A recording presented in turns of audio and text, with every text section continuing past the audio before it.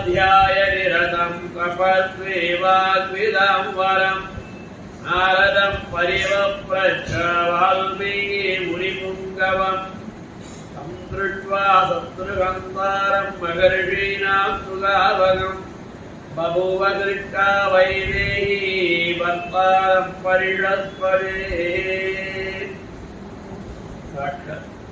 சிவப்பதியாம் சர்வேஸ்வரனான எம்பெருமானுடைய நிர்கேந்திர கிருபையினாலும் ஆழ்வார்கள் ஆண்டாள் ஆச்சாருடைய அனுகிரக விசேஷத்தினாலே ஸ்ரீ வெங்கடேஸ்வர சுப்பிரபாத கோஷ்டியாருடைய நிர்வாகிகளுடைய அன்பினாலும் ஆதரவினாலும் பாகவதோத்தமர்களாக உட்களினுடைய அன்பினாலும் ஆதரவினாலும் ஆண்டாள் கோஷ்டியினுடைய அன்பினாலும் ஆதரவினாலும் நாம் மிக அற்புதமான ஒரு வைபவமான ஒரு சரணாகிதி சாஸ்திரம்.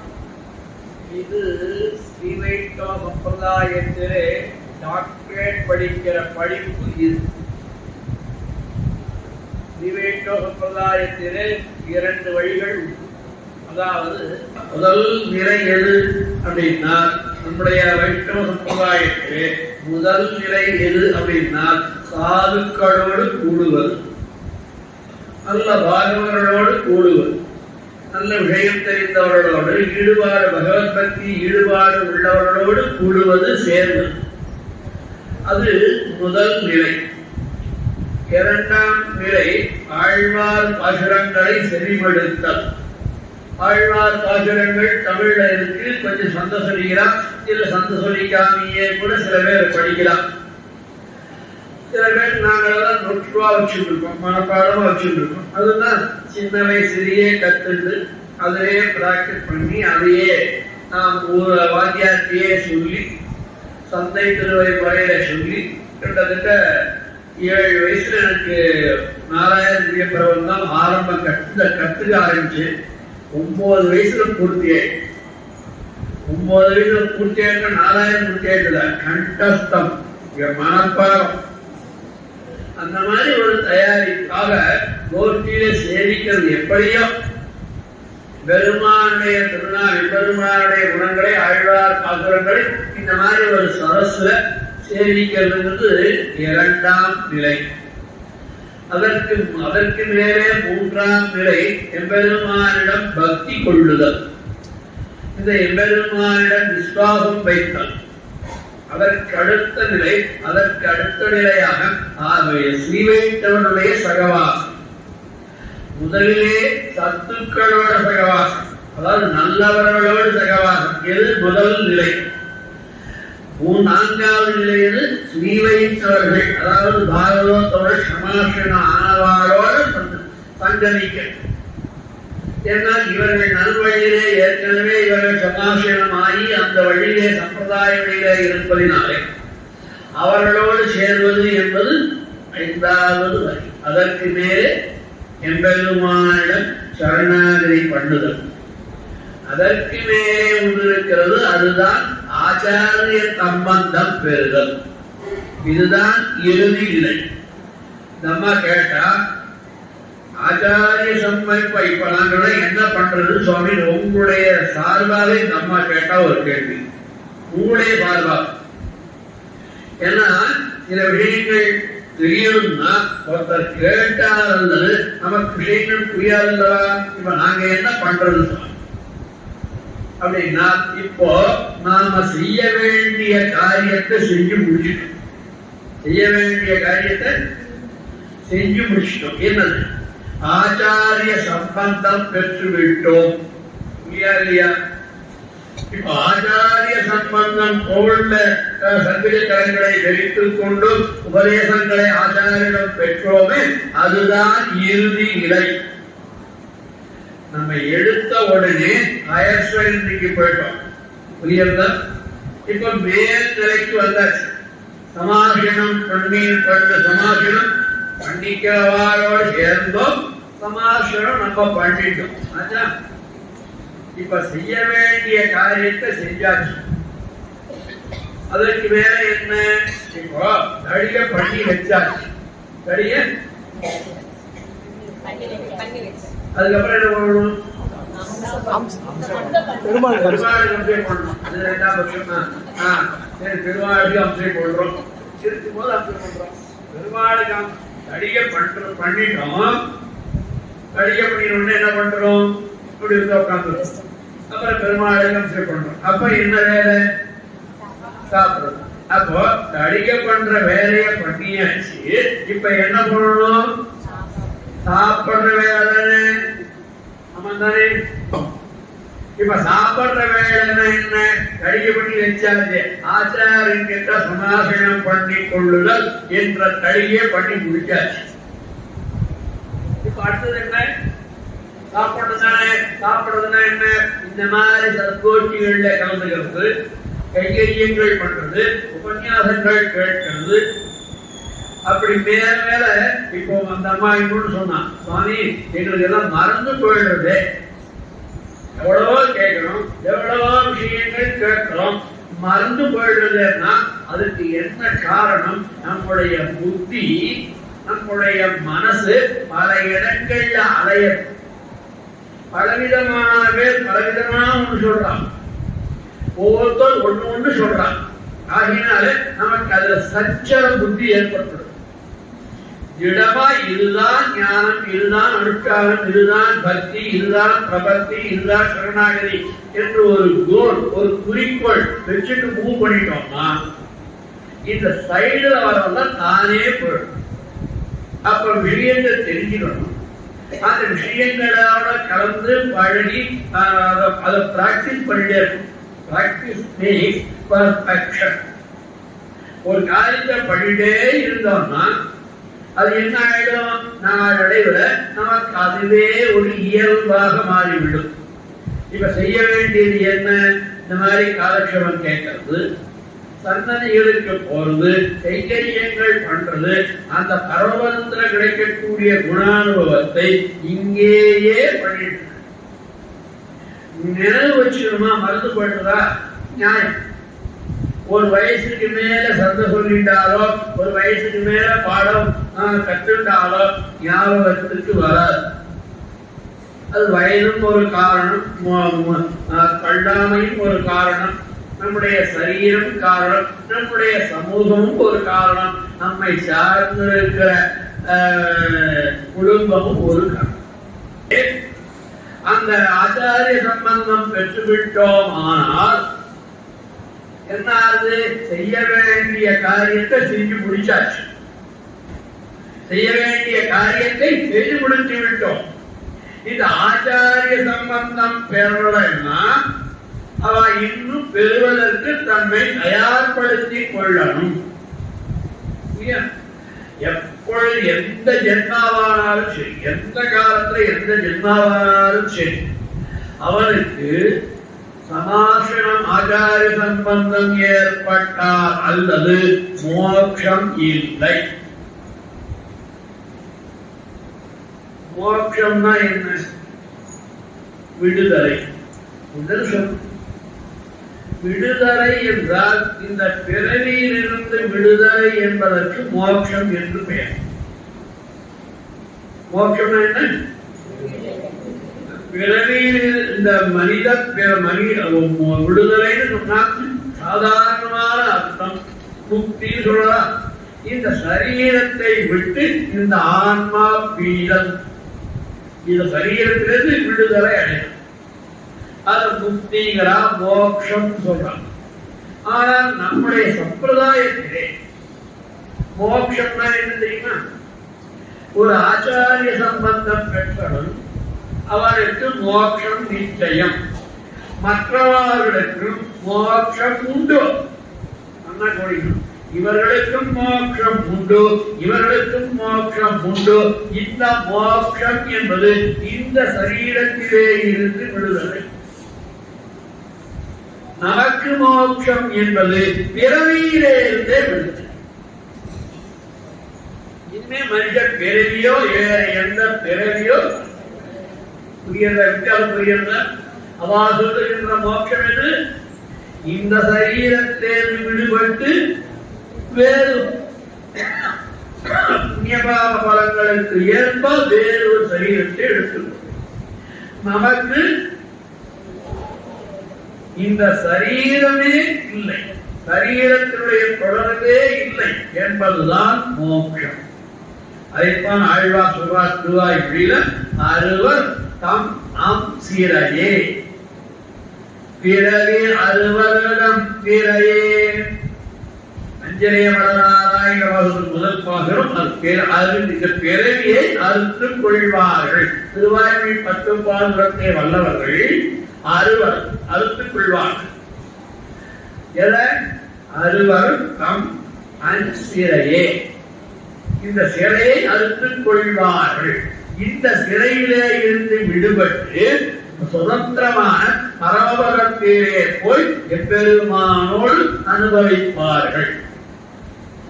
மோட்சத்திற்கு சுவாமி எம்பெருமானார் பின்னாடி சொல்றேன், பத்து ஞாபகம் சொல்றேன். மோட்சம் என்பதற்கு என்ன அர்த்தம்னா, மோட்சம் 2 எழுத்துதான். மோட்சம் அதாவது முக்தி விடுதலை. இப்ப 2 சொல்லிட்டா எது? ஒன்று இந்த சரீரத்திலே இருந்து விடுதலை, மற்றொன்று பிறவியிலிருந்தே விடுதலை. பெருமானுடைய கடாட்சத்தினாலே இந்த ஆத்மாவை விடுவிக்க வேண்டும் என்று அவன் நினைத்து விட்டான். ஆகில் அப்போ ஆச்சாரிய சம்பந்தத்தை அவனை ஏற்படுத்தி தருகிறான்.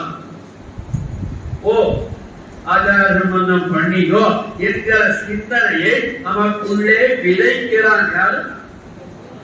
அது எப்போ? சில பேருக்கு 5 வயசுல வாய்க்கலாம், சில பேருக்கு 50 வயசுல வாய்க்கலாம், சில பேருக்கு 70 வயசுல வாய்க்கலாம், சில பேருக்கு வாய்க்காமலே போகலாம். அப்படி வாய்க்காமல் போனவர்களுக்கு அடுத்த பிறவிலே இருக்கு. இந்த வாசனை இருக்கும்போது ஆச்சார சம்பந்தம் பண்ணிக்கணும்னு நினைக்கிறார், முடியல, ஏதோ ஒரு காரணத்தால முடியல. அப்ப என்ன பண்றான்? பெருமாள் வெயிட்டிங் லிஸ்ட் வச்சிடலாம். First come first base list வச்சிடலாம். அடுத்த ஜென்மால இவருக்கு ஆச்சார சம்பந்தத்தை ஏற்படும். வேற உதாரணம் சொல்லணும், அதான் தெரியாதா? திருக்கச்சிரம்பிகள் சொல்லுமா இல்லையா? திருக்கச்சிரம்பிகள் பெருமாள் நடராஜன் கேட்ட மோட்சம் உண்டான் கிடையாது. என்ன சுவாமி இது அநியாயம்? நான் உங்க எத்தனை நாள் அளவு பாராம நேரம் பாராம உங்க விசிறி வீசினேன், எனக்கு மோட்சம் இல்லையான நீ வீசினேன், நான் பேசினேன், சரியா போச்சு. அப்ப என்ன வேணும் எனக்கு மோட்சத்துக்கு? ஒரு ஆச்சாரியனை அடைந்து அவட்ட சமாசனம் பண்ணிட்டு வாரும். அப்ப ஆச்சாரிய சம்பந்தம் பெருமாளுக்கு கைங்கரியம் ஏகப்பட்டது பண்ணினால் கூட ஆச்சாரிய சம்பந்தம் இருக்க வேண்டும் என்பது சட்டம். அவருடைய ஆச்சாரிய சம்பந்தத்தை நாம் பெற்றுவிட்டோம்.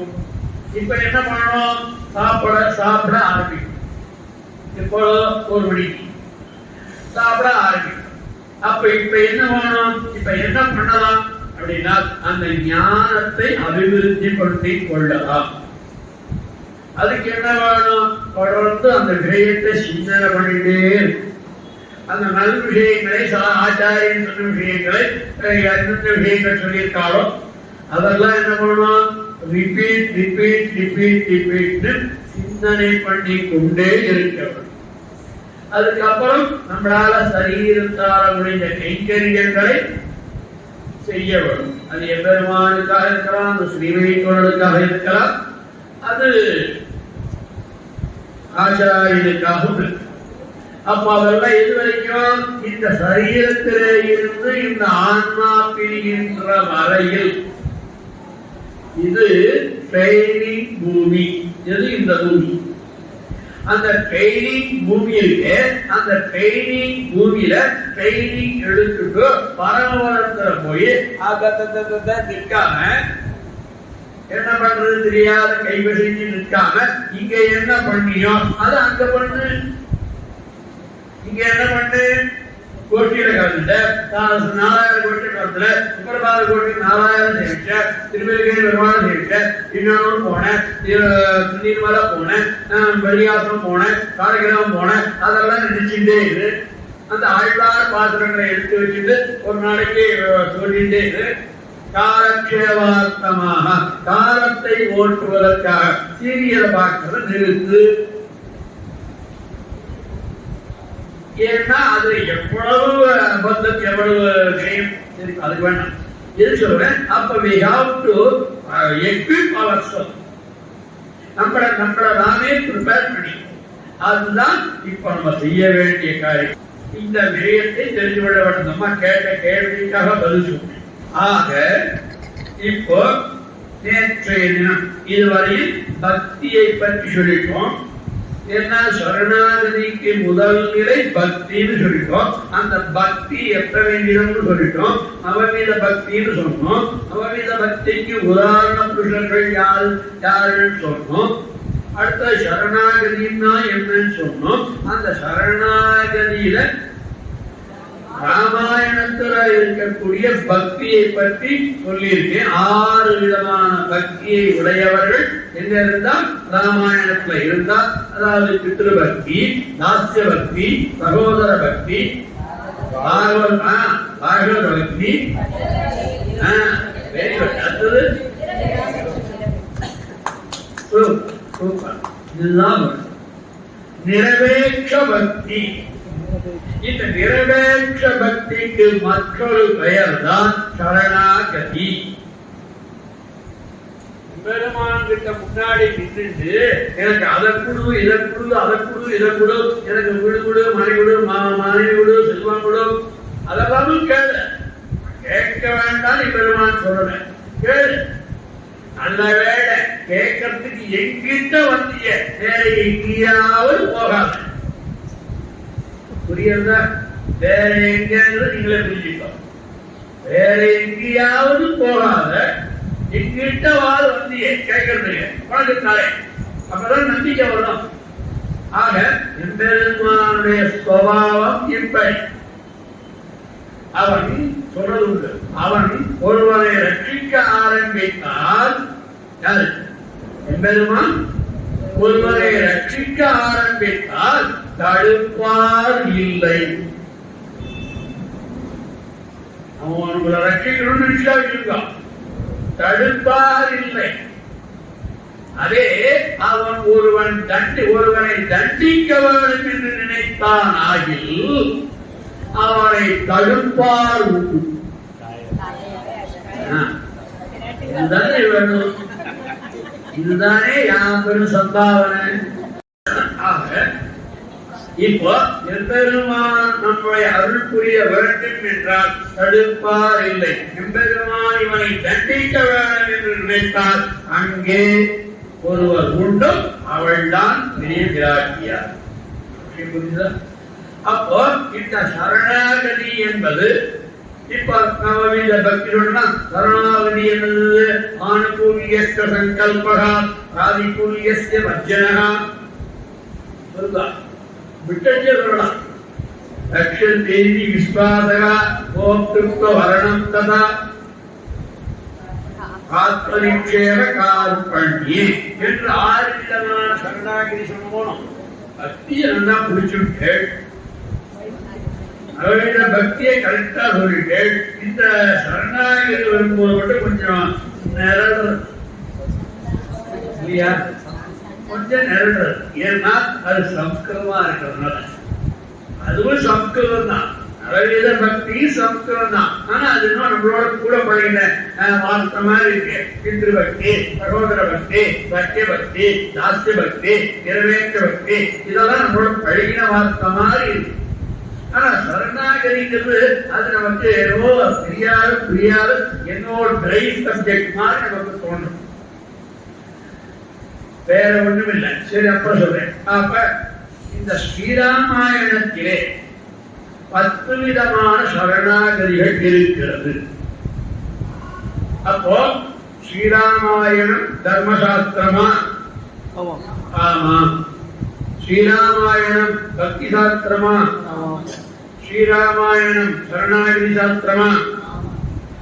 அப்ப ஏன் விசேஷம் அப்படின்னா இந்த தர்மத்தை போதிப்பதற்கு பல நூல்கள் இருக்கு. தர்மம் விட்டு தர்மோத்தரம், நீதி சதகம் என்று நிறைய தர்மத்தை பின்பற்றி வரக்கூடிய சாஸ்திரங்கள் பல உள்ளன. அதனால அதுல போய் நம்ம அவ்வளவு தர்ம ஸ்ரீராமாயணத்திலே தர்மத்தை பற்றி சொல்லியிருக்கிறது என்பதை சற்று ஒதுக்கி வைத்து விடுவோம். ஏன்னா தர்மத்தை சொல்றதுக்கு பல நூல்கள் புரியதான். அதே மாதிரி பக்தியை சொல்லுவதற்கு பல நூல்கள், பகவத்கீதை சொல்லணும். அதே மாதிரி பக்தியை சொல்லுவதற்கும் பல நூல்கள் இருக்கு. ஆனால் இந்த இரண்டும் ஸ்ரீராமாயணத்திலேயும் இருக்கிறது. ஆனால் எஸ்பெஷலி பர்டிகுலர்லி சரணாகதிய மட்டும்தான் சாஸ்திரம் இந்த ராமாயணம் சொல்லுகிறது என்பது நம்முடைய பூர்வாச்சாருடைய அர்த்த நிர்தாரணம். இது தர்மத்தையும் சொல்றது, பக்தியையும் சொல்றது. ஆனால் சரணாகதியை ஜாஸ்தியா இப்ப பக்திய தர்மத்தை பற்றி 20% சுமார் உதாரணம். தர்மத்தை பற்றி 20%, பக்தியை பற்றி 20%, பேலன்ஸ் சொல்றது 60%. எது ஹையர், எது ஹையஸ்ட்? அப்ப 60% சரணாகதியை மட்டுமே சொல்லுகிறது. எது? சரணாகதி சாஸ்திரம் என்பது எது? ஸ்ரீராமாயணம். ஒண்ணு எவ்வளவு? 1 2 எவ்வளவு? நான் சொன்ன திருப்பி அதே சொன்னோம். அப்போ தர்ம சரணாகதி சாஸ்திரம்னா என்ன? ஏன்னா மனசுல படியெழுந்து ஞானம். சரணாகதி சாஸ்திரம்னா என்ன? ராமாயணம்னா என்ன? அப்போ இந்த சரணாகதி சாஸ்திரம் என்பது இது ஒரு நிலை. அதாவது இதை காட்டிலும், தர்மசாஸ்திரத்தை காட்டிலும், பக்தி சாஸ்திரத்தை காட்டிலும் சரணாகதி சாஸ்திரம் உயர்ந்த நிலை, சிறந்த நிலை, எளிமையான நிலை. தர்மத்தை கடைபிடிக்கிறது கஷ்டம். பக்தின்னா அது எல்லாருக்கும் சமமா பொதுவா இருக்கு. ஆனால் இந்த சரணாகதிங்கிறது சற்று விலட்சணமாகும். உயர்ந்து அது என்ன உயர்ந்தது அப்படின்னா, இப்போ தர்மத்தை தர்ம மார்க்கம் தர்மம் எம்பெருமானை அடைவதற்கு 3 மார்க்கங்கள். ஒன்று தர்மத்தின் வழியாலே எம்பெருமானை அருளை பெறலாம். பக்தி மார்க்கத்தாலே எம்பெருமான் அருளை பெறலாம். 3வது சரணாகதி மார்க்கத்தாலே. அப்போ இந்த தர்ம மார்க்கத்தை காட்டிலும் பக்தி மார்க்கம் சற்று உயர்ந்தது. பக்தி மார்க்கத்தை காட்டிலும் சரணாகதி மார்க்கம் உயர்ந்தது மட்டுமல்ல, எளிமையான சுகமான கஷ்டப்படாத பண்ணிடலாம். ஒரு 2 செகண்ட் உங்களால் உட்கார முடியுமா? கால் அசைக்காத, கை அசைக்காத, காலுக்கு ஒன்று இல்லை. ஆத்துல உட்கார முடியுமா? உட்கார்ந்தா பாருங்க முடியுமா? ஏன்னா இப்படி எல்லாம் இருந்துதான் நம்ம இந்திரியங்களை அடக்கணும், மனசை அடக்கணும், இந்திரியங்களை அடக்கணும், யாகங்கள் பண்ணணும், கோபங்கள் பண்ணணும். இதெல்லாம் பண்ணினால்தான் பெருமானுடைய அருளை பெற முடியும். பக்தி போல் பெருமான் மேலே அளவு கடந்த காதல் வந்தால் தான் பெருமான்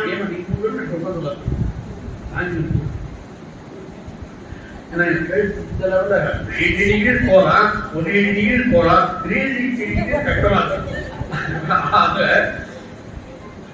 இந்த பக்தி மார்க்கத்துல பக்தி பண்ணலாம், காதல் பண்ணலாம். ஆனால் அந்த பக்தி ஒரு பிரயோஜனத்தை எதிர்பார்த்து பண்ணது. எனக்கு இது கொடு, அது கொடு, இது வேணும், அது வேணும்னு பண்ணுதல் பக்தி.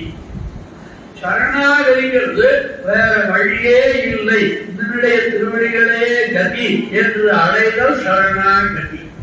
இப்போ இந்திரியங்கள் வளர்க்க வேண்டாம், மனசு அடக்க வேண்டாம், புத்தியை வளர்க்க வேண்டாம். ஆச்சாரிய திருவடிகளை பற்றுதல், எம்பெருமான் திருவடிகளை பற்றுதல், ஸ்ரீவைஷ்ணவனுடைய சகவாஸ். இந்த 3 தான் சரணாகதி பண்ணுகிறவர்களுக்கு கடைசி பாயிண்ட். எது? இப்போ நம்ம இந்தியால தமிழ்நாட்டுடைய பார்டர் எது? கன்னியாகுமரி. அதை தாண்டி தனுஷ்கோடி. தனுஷ்கோடி தானே கீழ்பக்கமா தான் கன்னியாகுமரி அந்த இதுல இருக்கு. தனுஷ்கோடி, கன்னியாகுமரி, தனுஷ்கோடி அதான் லாஸ்ட். கன்னியாகுமரி கற்காட்சி. தனுஷ்கோடி இருந்து அழிவு, அது கஷ்ட தள்ளி, கன்னியாகுமரி தள்ளி. ஆக தனுஷ்கோடி அந்த எல்லை எது? இமயமலை. ஆசேது ஹிமாச்சலம். இங்கேருந்து கன்னியாகுமரி கீழே இமயமலை. தமிழ்நாட்டில் தெரியுமா? தமிழ்நாட்டுக்கு இந்த எல்லை கன்னியாகுமரி, இந்த எல்லை திருமலை. இந்த எல்லை தெற்கு எல்லை எது? வடக்கு எல்லை எது? திருமலை. தெற்கு எல்லை எது? கன்னியாகுமரி. ஆனால் நம்முடைய பூர்வர்கள் தெற்குக்கு ஒரு எல்லை, ஒரு மலையா இருக்கும். தெற்குக்கு எல்லைனா ஒரு கண்ட பிரதேசத்துக்கு நடுவுல மலைதானே எல்லையா இருக்கணும். அந்த மாதிரி தெற்கு திருமலை அப்படின்னு திருமாலிடம் சோலைமலைக்கு தெற்கு திருமலை இருக்கு. அதுக்கு பேர் என்ன? தெற்கு திருமலை. ஆக அது வடக்கு திருமலை ஆக இருக்கணும். அப்படி இத்தனை அப்போ இவ்வளவு கடைச்சி வளர்ச்சி கடைச்சி கடைச்சி வரணுமா? அந்த சரணாகதி உயர்ந்ததா? என்ன புரிஞ்சுட்டா? தர்ம மார்க்கத்தை காட்டிலும் சரணாகதி மார்க்கம் உயர்ந்தது. அந்த சரணாகதி மார்க்கத்திலேயும் இன்னும் சிறந்தது தீர்க்க சரணாகதி. அந்த தீர்க்க சரணாகதி அது என்னது? சரணாகதியினால எல்லை இடம் இருக்கு. அது என்ன தீர்க்க சரணாகதி அப்படின்னா அது திருவாய்மொழி தீர்க்க சரணாகதி என்று சாரபண்டகத்திலே சொன்னோம். இது புடவாச்சா சொல்லுவார். அப்போ சரணாகதியை காட்டிலும் தீர்க்க சரணாகதி ஒன்று. சரணாகதியினால் ஏதோ ஒரு புண்ணியங்களை, ஏதோ ஒரு பலன்களை எதிர்பார்த்து அவன் திருவடிகளை அடைதல்.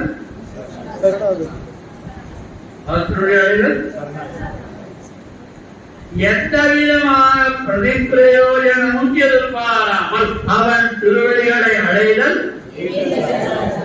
அது எங்க சொன்னேன் பாருங்க. நிரபேட்சா சரணாகதி சொன்னா. அப்ப நிரபேட்சா சரணாகதி என்பதுதான் 6வது சரணாகதி. அதாவது இந்த சரணாகதி பெருமாளை பற்றுகின்ற சரணாகதி. ஏதோ ஒரு பிரயோஜனத்திற்காக, ஏதோ ஒரு பலனுக்காக நான் உனக்கு பொங்கல் பண்றேன், புரியோரம் பண்றேன். உடனே யார் பிடிக்கிறாதீங்க, சுப்பரதார கோட்டி ரொம்ப சுவாமி சொல்லிட்டார். பெருமாள் புரியோரை கேட்டாரா, சக்கரமுங்கல் கேட்டாரா, அக்காரோசர் கேட்டாரா, 100 நாள் அக்காரோசர் கேட்டாரா? கேட்கறீங்க அப்படின்னு சுவாமி சொல்லிட்டாரு. யாராவது தயவு உபயோகம் நிறுத்திடாதீங்க. நீங்க பாட்டு பண்றதோ இன்னும் ஜாஸ்தி பண்ணுங்க. 3 வருஷம் 500 ரூபாய் கொடுத்துருந்தா இந்த வருஷம் 5000 ரூபாய் தான் கொடுத்தோம். ஆக சொல்றேன், இப்போ பலனை எதிர்பார்த்து செய்தல் என்பது ஒன்று, பலனையே பார்க்காமல் எல்லாம் நீயே என்று அடைவது. அப்போ இப்ப 2 சொல்லிட்டா எது? சரணாகதி. சரணாகதியை சொல்வது ராமாயணம், தீர்க்க சரணாகதியை சொல்வது திருவாய்மொழி. அர்த்தமாயிட்டா? அப்ப சரணாகதினா எது? ராமாயணம். தீர்க்க சரணாகதினா எது? ஏன்னா பலன் எதிர்பார்க்கல. யாரோ ஒருத்தர் ஒரு காரியம் ஆகணும்னா இப்படி மாதிரி உண்டா, இப்படி மாதிரி உண்டா, இப்படி மாதிரி உண்டா அப்படின்னா அங்கே என்னவோ ஒரு நான் புகழறேன், அதுக்கு தகுதியுடையவராக அவர். ஆனாலும் அங்கே என்னவோ ஒன்று எதிர்பார்க்க இல்ல. நான் சந்தோஷமா ஹிருதயபூர்வமா இத்தனை பேரை நான் மங்களாசாதனம் பண்றேன், இத்தனை பேரையும் நான் மங்களாசாதனம் பண்றேன், இப்படி இத்தனை பேரையும் நன்னாடு பண்ணிக்கலாம், நன்னா இருக்கணும், கேனமா இருக்கணும், வைக்கமா இருக்கணும், நிறைய வருஷம் நிறைய கைங்கரி பண்ணணும், வருஷம் வரணும், கைங்கரி பௌத்பாவ ஆச்சாரியத்தை சேரணும் அப்படின்னு ஹிருதயபூர்வமாக பண்ணணும். ஹிருதயபூர்வகமா பண்றவங்க அது மங்களாசாதனம். அப்போ புகழ்தல் என்பது பணத்துக்கோ பொருளுக்கோ பதவிக்கோ புகழ்தல் இல்லாமல் அவனை புகழ்வதுதான் நமக்கு வாழ்க்கை என்று இருப்பதுதான் தீர்க்க சரணாகதி. அதை சொல்வதுதான் நாளை மற்றாள். அப்போ இந்த ஸ்ரீராமாயணத்திலே 10 விதமான சரணாகதிகள் சொல்லப்பட்டிருக்கு. அது என்ன அப்படின்னா, தேவர்கள் லிஸ்ட் கொடுக்குறேன், அதுக்கப்புறம் ஒண்ணா தேவர்கள் சரணாகதி. அடுத்ததாக இதை இந்த தலைப்பு கொடுத்தவரே ஸ்ரீமான் சத்யாராமாயண திருவள்ளிக்கு. அது எங்க இருந்து கேட்டோ ஏதோ நம்ம கோஷ்டியா இருக்கு. தேவையான எது தேவையோ அதுதான் விஷயம். அப்போ முதல்ல என்னது? தேவர்கள் சரணாகதி. அடுத்ததாக லக்ஷ்மணன் சரணாகதி. மூன்றாவதாக பரத சரணாகதி. திருப்பி சொல்ல எழுதிக்கலாம். மூன்றாவதாக பரத சரணாகதி. நான்காவதாக சுக்ரீவ சரணாகதி. ஐந்தாவதாக விபீஷண சரணாகதி. ஆறாவதாக ராமனின் சரணாகதி. ஏழாவதாக திரிசங்குவின் சரணாகதி.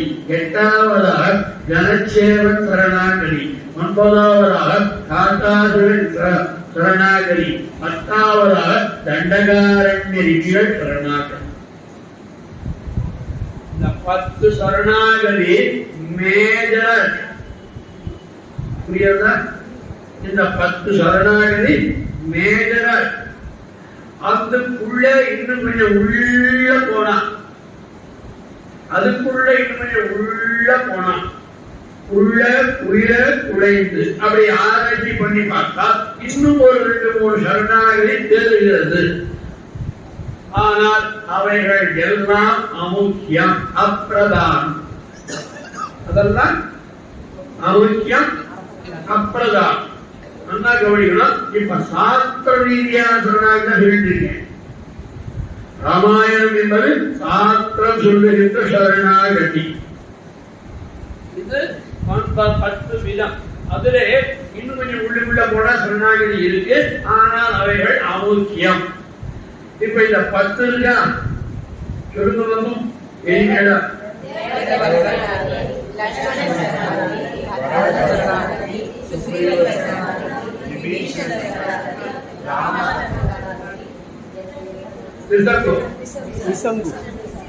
திசங்குவின் சரணாகதி, கனச்சேவன் சரணாகதி. Very good, very good, very good. இப்ப இந்த 10 7 அமுக்கியம். 10 7 அமுக்கியம். அமுக்கியம் என்ன? அப்பிரதானம், செகண்டரி. அந்த 10 7 எத்தனை? தள்ள வேண்டாம், கொள்ளணும். ஆனால் அதுல போய் கைட்டம், அதுல போய் அழைத்து நோக்க வேண்டிய அவசியம் இல்லை. திசங்கு சரணாகதி சொல்லி என்ன பிரயோஜனம்? தெரிஞ்சு என்ன பிரயோஜனம்? இது பொருளாதார திசங்கு என்கிறவன் ஒருவன். அவன் என்ன பண்ணான்? ராமபுரத்திலே வந்தவன். அவன் வசிஷ்டர்கிட்ட போனான். வசிஷ்டரே, இந்த சரீரத்தோடு நான் சொர்க்கம் போகணும்னு சொன்னான். முடியாது, வசிஷ்டர் மறுத்துட்டார். இந்த சரீரத்தோடு போக முடியாது அப்படின்ட்டார். அதுக்கப்புறம் எங்கெங்கயோ தேடி விஸ்வாமித்திரர்கிட்ட வந்தான். விஸ்வாமித்திரர்கிட்ட வந்து இந்த சரீரத்தோடு நான் சொர்க்கம் போகணும்னு கேட்டான். நான் முயற்சி பண்றேன். எப்பவுமே ஒன்று இல்லைன்னா இந்த விஸ்வாமித்திர சமயம் நமக்கு ஒரு வாரியான ஒரு இடம். அந்த விஸ்வாமித்திரர் என்ன பண்ணார்? சரி, உன்னை இந்த சரீரத்தோடையே நான் உன்னை அனுப்புகிறேன் அப்படின்னு அனுப்பிவிட்டான். அதனுடைய தபோ வலிமையினாலே அங்க போனான். இந்த என்ன பண்ணா, ஐயோ என்னுடைய 15 ஆள் அப்படி அவன் கீழே தள்ளினான். அவன் மேலையும் இல்லாத கீழையும் இல்லாத அவனுக்காக ஒரு உலகத்தை படைத்தான். அதனால என்ன தெரிய போகுது நமக்கு? அத வசிஷ்டத்தை சரணாகதி பண்ணினானே, என்ன தெரிய போறதால? ஒன்னே ஒன்று தெரிஞ்சுக்கலாம், இந்த சரீரத்தோடு சொர்க்கம் போக முடியாது. அதுதான் தெரிஞ்சுக்கலாம். அப்போ அது அமுக்கியம். அடுத்ததாக கனச்சேவன் ஒரு ராஜா, அவன் ஒரு சரணாகதி பண்றான். அதுவும் விஷயம் அவ்வளவு பிரதானியமா ஸ்ரீராமாயணத்தாலே எடுக்கப்படவில்லை. அதனால அதுவும் கழிக்கிறோம். அதுவும் முக்கியம், ஆனால் அதி முக்கியம் அல்ல. இப்ப இவா 2 பேரும் பார்க்கும் பொழுது சரணாகதி, கனச்சேவ சரணாகதி, காக்காசுர சரணாகதி. அந்த காக்காசுர விற்த்தானும் உங்களுக்கு எல்லாருக்கும் தெரியும். அந்த காக்காசுர விற்த்தான்றத்தினாலே அவன் செய்த சரணாகதி கிராட்டி பிரகாரமாக அவன் செய்த சரணாகதி அமுக்கியம். அதனால என்ன தெரிஞ்சிட்டோம்? தெரிஞ்ச விஷயம் என்ன? பகவதவதாரப்பட்டாலும் பாகவதவதாரப்படக்கூடாது என்கிற நீதியை சொல்லி கொடுத்தது காக்காசுர சரணாகதி. கனச்சேவன் சரணாகதி,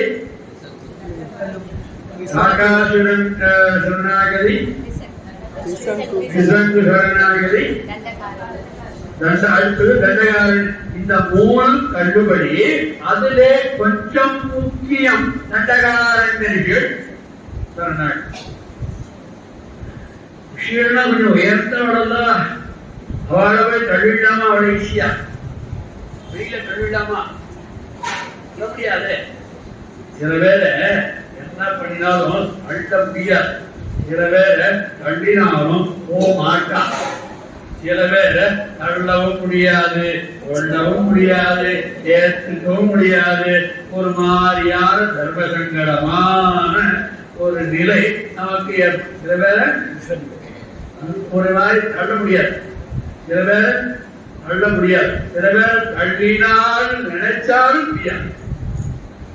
தள்ளி வைக்க நம்ம சொன்னா, நம்ம அதிலே விடுபடலாம் சொன்னா அதுவும் முடியாது. என்ன பேருனா கூட இருந்தே, அது நான் சொல்றேன். இந்த மாதிரி வார்த்தை நான் சொல்ல மாட்டேன்.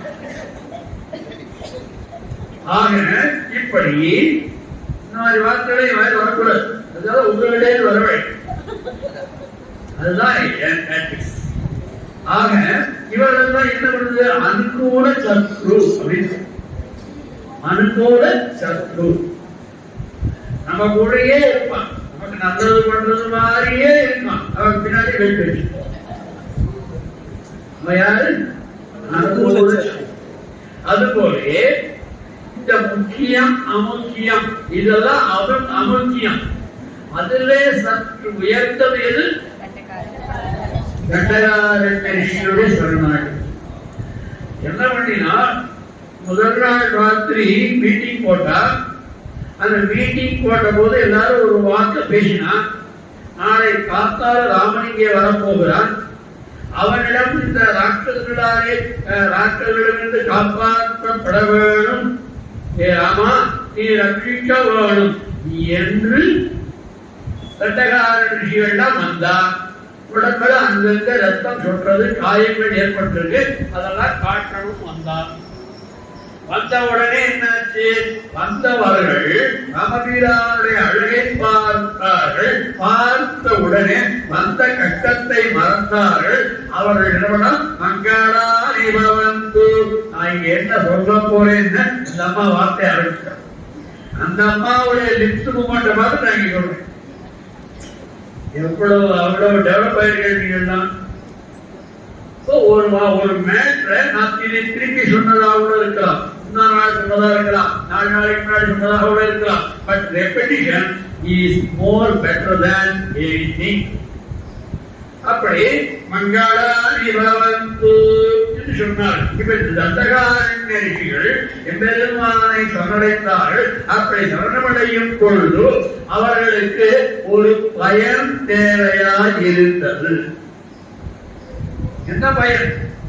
ராட்சசர்களாலே வருகின்ற ஆபத்தை போக்கி தந்து தாங்கள் சுகமாக இருக்க வேண்டும் என்கின்ற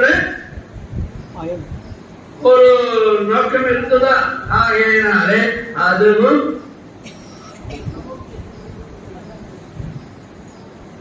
மாசத்துக்கு ஆழி தள்ளுபடி. அதுக்கு போய் 300 ரூபாய் சாமான் வாங்குவோம், ஒரு எவர்சில்வர் ஸ்பூன் இலவசம். 300 ரூபாய் சாமான் வாங்கினா ஒரு எலக்ட்ரிக் ஸ்பூன், அது ஒரு கடுகடி கூட போட முடியாது. ஆனால் அந்த இலவசத்தை பார்த்த உடனே அந்த மீன் தூண்டில மீன் போடுறாங்க, புல் வைக்கிற மாதிரி அந்த இலவசத்தை காட்டி அவன் 300 ரூபாய் சாமான விட்டுருவான். உங்களுக்கு தெரியுமா தெரியாதோ? அந்த 300 ரூபாய் சாமானுக்குள்ளதான் இந்த 3 ரூபாய் கரண்டி இருக்கு. அப்படியே எதுக்கு? அது போல ஏதோ ஒரு அங்கே ஒரு பயன் இருக்கணும். ஆகையினாலே எது? தண்டகாரண்ய ரிஷிகளுடைய சரணாகதியும் தள்ளுபடி. ஒன்னே தள்ளுபடி வந்துட்டா ராமாயணமே சரணாகதி சாஸ்திரம் சொல்றீங்க சுவாமி. அப்படின்னா என்ன சுவாமி இத்தனை நாள் என்னவோ சொன்னீங்க அப்படின்னா, இவைகள் எல்லாம் அமுக்கியம், அப்பிரதானம்.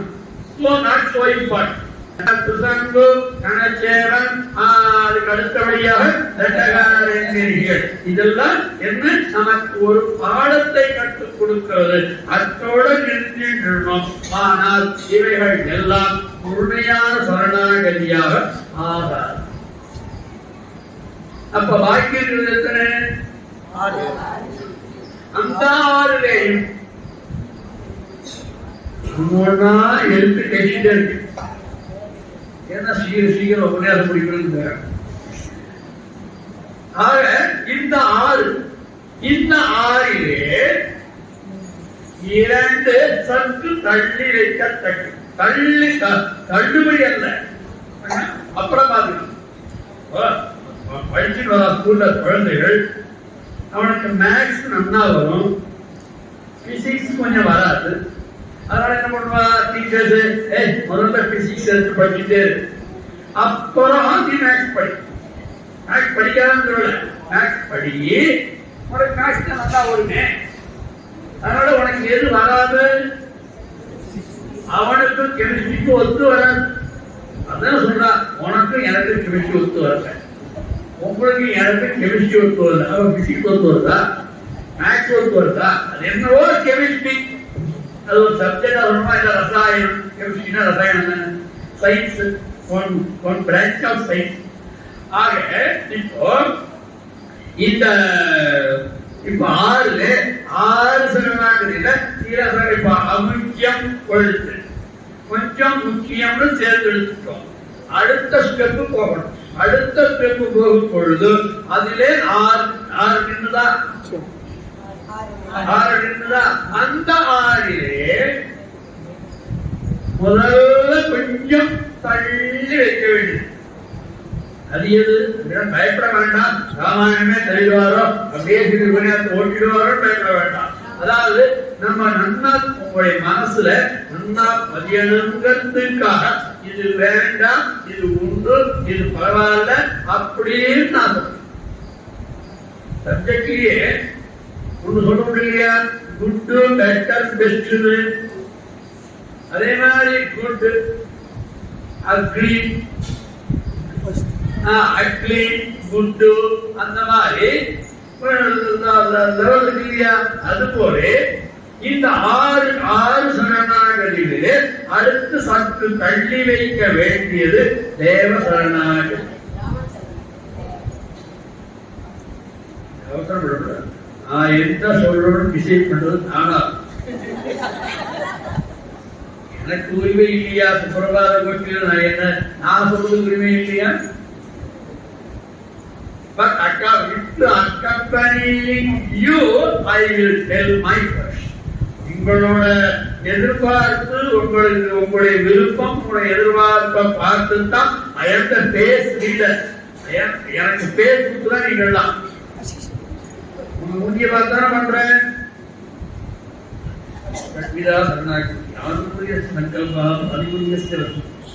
எனக்கு வராது, கஷ்டப்பட்டு நான் கஷ்டப்படும்.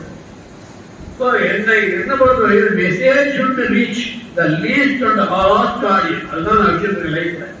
உபன்யாசத்துக்கு எங்கேயா சேர் போட்டு உட்காந்தேனோ அந்நியில இருந்து நான் சொல்ற விஷயம் கடைசியில இருக்கிற ஒரு அம்மா வேதத்துக்குற மாதிரி அந்த அம்மா வரைக்கும் போகும்.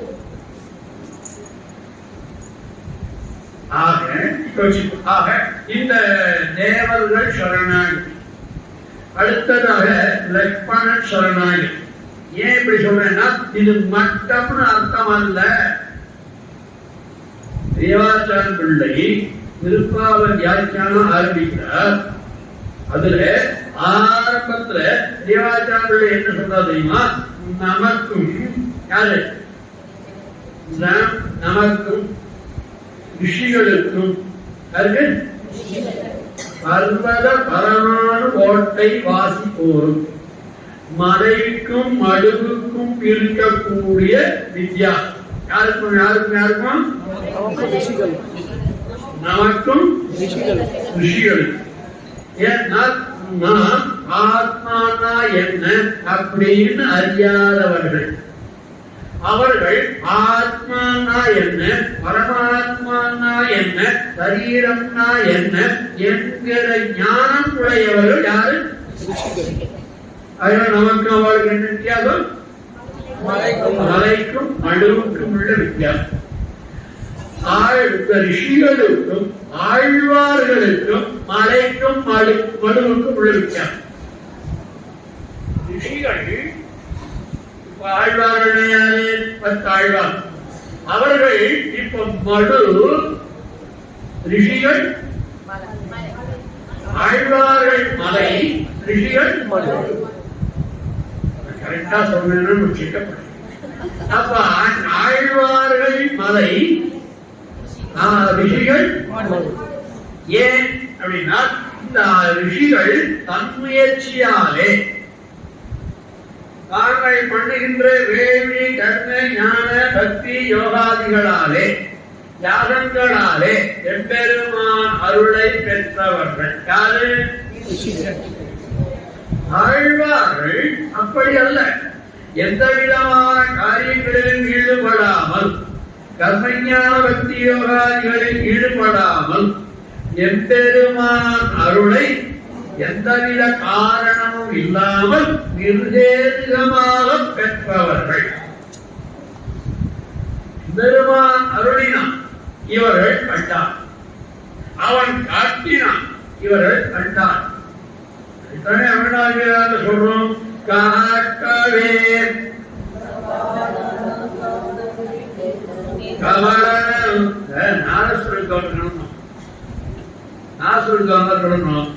என்ன பண்ணுவா, கொஞ்சம் நிறுத்திட்டு அப்படின்னா பக்கவாத்தியம்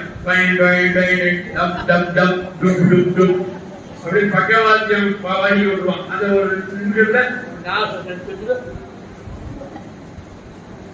அந்த மாதிரி நான் சொல்றேன்னா இல்ல, நான் ஆசிரியர் தான் உங்களை சொல்ல சொல்றது இருக்காங்க, சொல்லுங்க.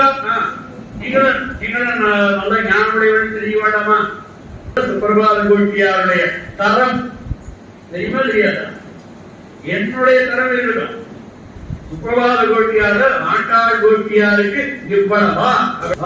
தமிழ்நாட்டில் இவ்வளவு ஆண்டாள் கோட்டி இவ்வளவு விஷயம் சொல்றாளே, பாகவதாரா, அப்ப பெருமை யாருக்கு?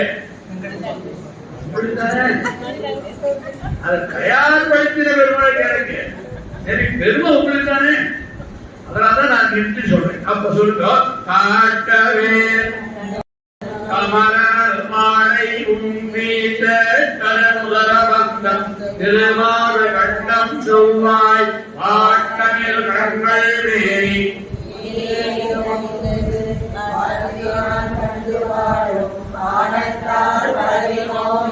பாட்டினால் கண்டு வாழும் காட்டவே கண்டு தனியல்ல முதல்ல ஆரம்பம் என்ன? காட்டவே. மூணாவது என்ன? கண்டு வாழும். எம்பெருமானுடைய விவேக கிருபையினாலே காட்டவே கண்டு வாழும். இந்த காணுதல் சொன்னா இரண்டு அர்த்தம். அனுபவித்தல் ஒரு அர்த்தம், கண்களால் காணுதல் ஒரு அர்த்தம். பெருமான் காட்டினான். எதை காட்டினான்? பாதம், கமரம், நல், ஆடை, முந்தி, தேட்டர், உதரவம் வந்து வரிசையா சொல்லி போங்க. அப்படி வரிசை எல்லாத்தையும் யாரு காட்டினான்? திருப்பானாழ்வாருக்கு காட்டினான். திருப்பானாழ்வார் சபம் பண்ணாரா, யாகம் பண்ணாரா, சுதரஹோமம் பண்ணாரா, இந்த புதலுப்ரஹோமம் பண்ணாரா? ஒன்றும் பண்ணல. சரி, உயர்குடியில பிறந்தவரா? இல்ல, பாணங்குடியில பிறந்தவர். இந்த பாணங்குடியில பிறந்த இந்த திருப்பாழ்வாரை அங்கீகரிக்க வேண்டும் என்று நினைத்து அவன் தன்னுடைய திருமேனி அழகை, தன்னுடைய குணங்களை, தன்னுடைய லீலைகளை அவனுக்கு காட்டி கொடுத்தால் ஆழ்வார் கண்டு வாழ்ந்தார்.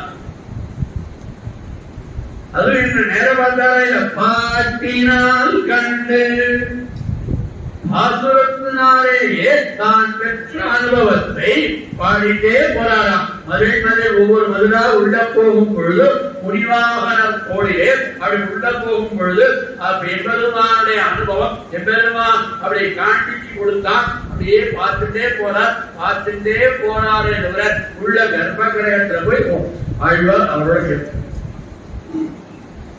கண்டு வாழும். அப்போ ரிஷிகளை காட்டிலும் யார் உயர்ந்தவர்கள்? இப்ப ரிஷிகளை கேட்டுட்டாரா?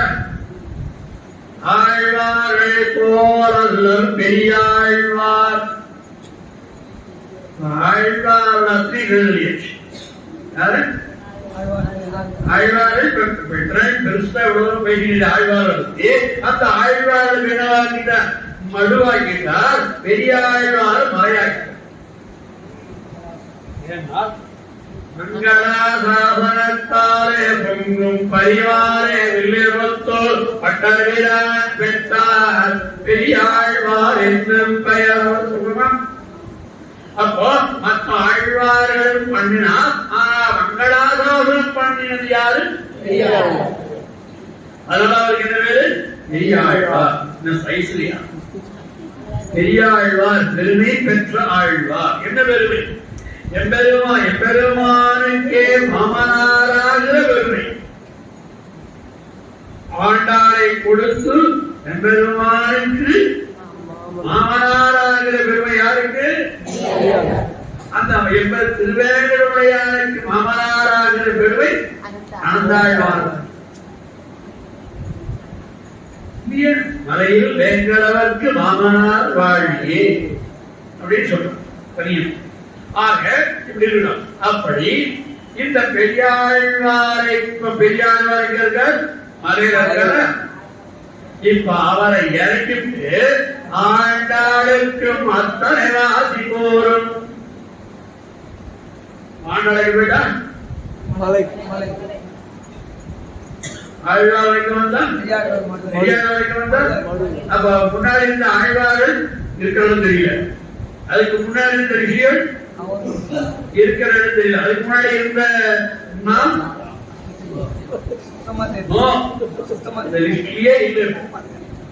அதுபோல இப்ப லக்ஷ்மணன் சரணாகதி, தேவசரணாகதி, லக்ஷ்மணன் சரணாகதி, பர்வ சரணாகதி, சுக்ரீவ சரணாகதி, விபீஷண சரணாகதி, ராமரின் சரணாகதி. இந்த ஆறிலே தேவ சரணாகதி சற்று தள்ளி வைக்கணும். ஏன்னா தேவசரணாகதி என்னது? தேவர்கள் எல்லாம் இந்த ராவணன், கும்பகர்ணன் முதலானவர்களாலே பலவிதமான கட்டங்களுக்கு உள்ளாகி மேல வந்து தேவர்கள்லாம் பிரார்த்திக்கிறார். அதை பிரார்த்திக்கிறது என்னங்கிறது பார்க்கணும். அப்படி பிரார்த்திக்கிறார்கள். பிரார்த்திக்கும் பொழுது எம்பெருமான் நீங்கள் கவலைப்பட வேண்டாம், இது எல்லாமே ராமாயணம் முழுக்கா. இப்ப தேவர்கள் என்ன பண்ணினா எம்பெருமான் கிட்ட போனா தன்னுடைய உடம்பிலே, அதாவது தன்னை ராவணன் அப்படி அமுக்கி கட்டி அமுக்கி ராவணன் துன்பப்படுத்தான், அந்த ராவணன் கேட்டு என்ன காப்பாற்றணும் அப்படின்னு சொன்னவன். இப்போ ராமன் என்ன பண்ண சிவப்பதியான சர்வேஸ்வரனான ராமன் என்ன பண்ணினா, நாராயணன் என்ன பண்ணினா, கவலைப்படாதீங்க அப்படின்னு ஸ்கெட்ச் போட்டான். பிளான் போட்டது எங்க? இந்த மாதிரி நடக்கணும், இந்த மாதிரி நடக்கணும், இந்த மாதிரி நடக்கணும், இந்த மாதிரி நடக்கணும், இந்த மாதிரி நடக்கணும்னு நாட் டிசைடட் இன் இந்த பூமி. அது எங்க டிசைட் பண்ணிருக்கான்? நான் ராமனாக பிறக்கிறேன், நீங்கள் எல்லாரும் வானவர்களாக பிறவுகோள். இவன் நான் தசரதன் பிள்ளையாக பிறக்கிறேன். இந்த சூரியபுரத்திலே சூரியபுரத்தை பிரகாசகமாக பண்ணுவதற்காக இவன் அங்க போனான். அது ஒரு காரணம். ஆக இப்ப பாரு, இவன் இப்ப பிள்ளையா பிறந்தா நீங்கள் எல்லாம் வானவர்களாக பிறவுகோள் சொல்லிட்டா, இன்னி தேதியில கையேயி வரணும்னு சொன்னா, இன்னி தேதியில மந்த்ரா வரணும்னு சொன்னா, மந்த்ரா வந்தாள். மந்த்ரா அவளுக்கு பேர் என்ன? மந்த்ரா சம்ஸ்கிருதத்துல பேர். ஆனா அவளுக்கு பேர் கூணி நம்ம கேட்டு. ஏன்னா அவளுக்கு மனமும் கோணல், உடலும் கோணல். அந்த கூணி அவளுக்கு பேர் மந்த்ரா அப்படிங்கிற. மந்த்ரா என்றால் மனதை கலக்குபவள். இருந்தா கையை ராமன் மேலே அளவு கடந்த காதலை உடையவளா இருந்தான். இன்னும் கேட்க போனா கௌசலையை காட்டிலும் கையேயிடத்தான் பிரியம் ஜாஸ்தி ராமபிரான்.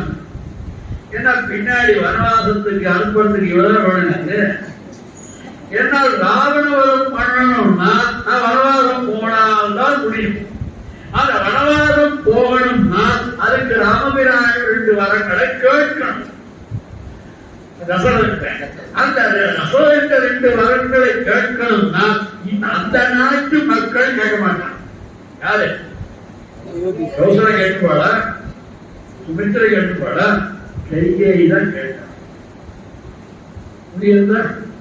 அந்த கைகேயி ஏன் அப்படி கேட்டான்னா, உள்ளூர்ல பிறந்திருந்தா ராமபிரானை வனவாசம் போன்று சொல்லுவதற்கு, கேட்பதற்கு, சொல்வதற்கு யாருக்காவது தைரியம் வருமா? இல்ல யாருக்காவது மனசுதான் வருமா? அதனால கைகி கைகேயை வைத்து இந்த நாடகத்தை நடத்தினான் என்பது. அந்த கைகேயி அந்த நாட்டிலிருந்து இங்க வந்ததுனால்தான் இந்த ஊர் மேல, இந்த கோசலையின் மேல, இந்த கோசல் நாட்டின் மேலே, அயோத்தி மேலே அவளுக்கு சற்று வெறுப்பு ஏற்படும்படியாக பண்ணவள் யாரு? மந்திரா. ஏன்னால் அவளோடு கூட அங்கே இருந்து வந்தவள். சரி, அப்படி இந்த தேவர்கள் தான் இதெல்லாம் முன்னாடியே பண்ணி இத்தனை நாளைக்கு இத்தனை மணி நேரத்துக்கு நான் வனவாசம் போகணும், ராவணவதம் நடக்கணும், இதெல்லாம் அத்தனையும் முடிவு பண்ணிட்டு பெரிய கட்டடம் கட்டணும்னா அதுக்கு இன்ஸ்ட்ரக்ஷன் வாங்கணும், இன்ஜினியர் பார்க்கணும், கன்ஸ்ட்ரக்ஷன் இன்ஜினியர் பார்க்கணும், அந்த மண்ணினுடைய தரத்தை பார்க்கணும், அதுக்கப்புறம் அதெல்லாம் கொடுத்து வாங்கணும், அப்புறம் இணைப்பு வாங்கணும். கட்டடம் கட்ட முடியும். அதுபோலே இத்தனையும் நடக்கணுங்கிறதுக்காகத்தான் நகுலன் பிள்ளையாக வந்தால். ஆக இந்த தேவர்கள் சரணாகி நகுலன் பிள்ளையாக வந்து பிறந்தான். அப்படி பிறந்த உடனே தேவர்கள் மகிழ்ச்சி அடைந்தார்கள். அவளுக்கு வேண்டிய காரியம் நடக்க போகுது அப்படிங்கிற ஒரு டிட்டர்மினேஷனுக்கு வந்தார். அப்ப அந்த தேவர்கள் சரணாகதியும் ஏதோ ஒரு பிரயோஜனத்தை எதிர்பார்த்து இப்போ கழிக்க வேண்டியதெல்லாம் நீங்களே இட்டுமாக்கிட்டே வாங்க. அப்ப கழிக்க வேண்டியது முக்கியம்தான், ஆனால் அவ்வளவு முக்கியம். இதான் ஒன்றால் தேர்வா ராமாயணத்துல அப்படின்னு அவர் கேட்கிறார். இதான் ஒன்றால் தேர்மா சாமி காக்காசுரன் சொன்னாங்க, தேவையே இல்லைன்ட்டு, வேலை இல்லைன்ட்டு, இப்ப தேவரை சொன்னாங்க இல்லையா, அவ்வளவு ஆதிப்பாட்டு அவ என்னதான் ஸ்ரீராமன் இருக்கு. அப்படியா இருக்கு, ஏதோ இருக்கிற மாதிரி நமக்கு இருக்கு. அடுத்ததாக இப்ப தேவரை சரணாகதியை போய் தள்ளிச்சு.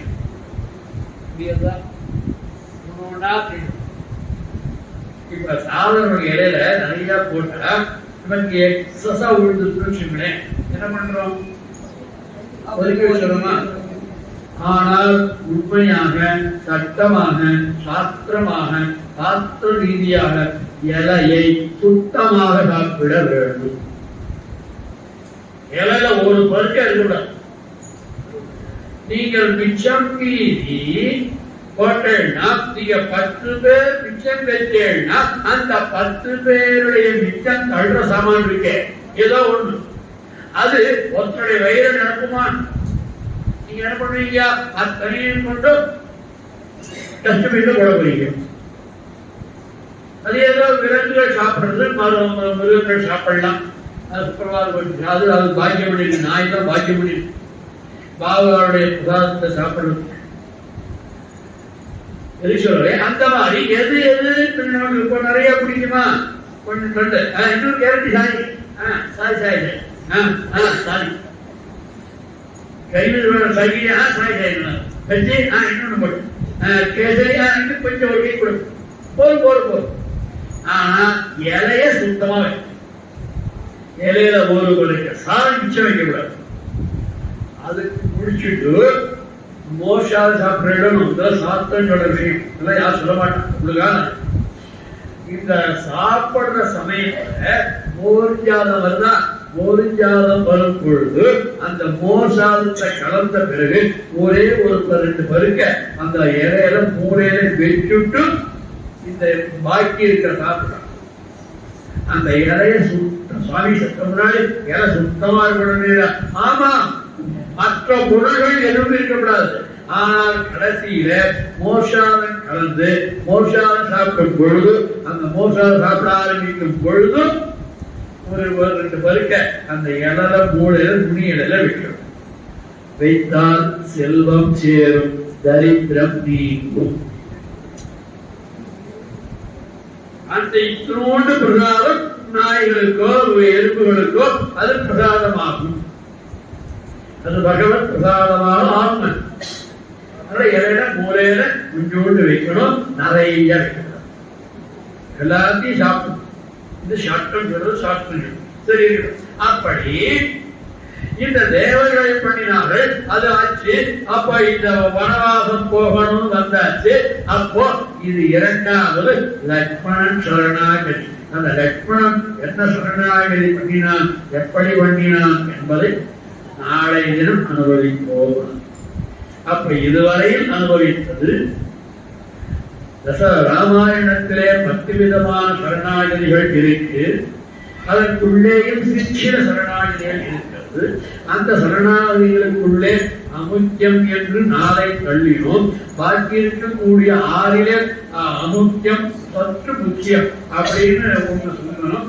அந்த 6 என்ன என்பதிலே ஒன்றை முக்கியம் சொன்னோம். பாக்கி 5 என்ன என்பதை அடுத்த உபன்யாசத்தில் நாளைய தினம் இங்கே அனுபவிப்போம். மங்களம் கோசலேந்திராய மகனீய குணாப்தே சக்கரவர்த்தி மனோஜாய சார்வபௌமாய மங்களம். அடியார்கள் வாழ, அரங்கநகர் வாழ, கடலோகம் நந்தமிழோர் வாழ, கடவுள் மதுரகம் வாழ, மணவாழ மாமுனியே